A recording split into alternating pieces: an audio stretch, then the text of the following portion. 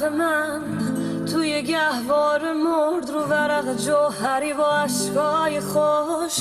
نقاشیم اشکالی گنگا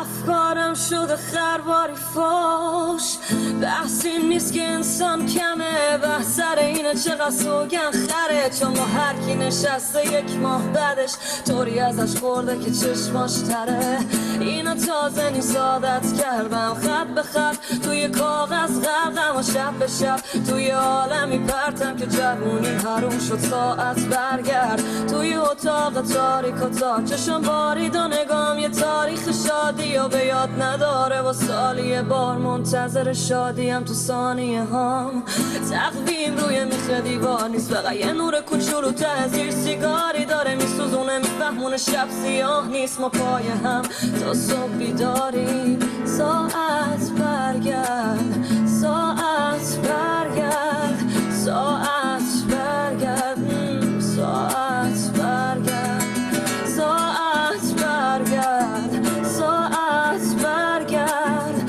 ساعت برگرد اوه ساعت برگرد بازم من همیشه یه گوشه تو اتاقم با رفتم پس هرکی ندونه میپرسه میگه خوابم نه دادم من بیدارم تو جایی که یادم هست فقط حالم بد یادم میاد روزایی که عاشقونه با بچه های محله میرفتیم کوه پایه تا از روزها با ساعت مثل وقت رفتن و دوستامم با برف آب شدن تا گرم بمونه روزایی که من پیش رو به نامردا همه رفتن همه سرگرم و غرقن توی کارها با عیال و داغ توی حیات ما دیگه جایی نیست واسه این همه عشق و حالالاش اینا کیان به اصطلاح رفیقات و کجا باهات میان تو چرا تو رو میخوانم واسه سود زیان و عشقی طرفت نیست چون لیست ورق شده 20 ورق خیس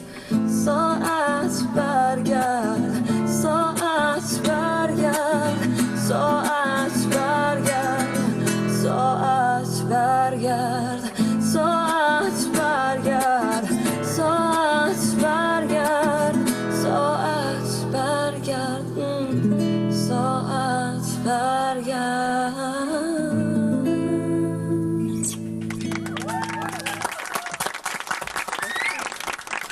ساعت برگرد بریم سر مصاحبه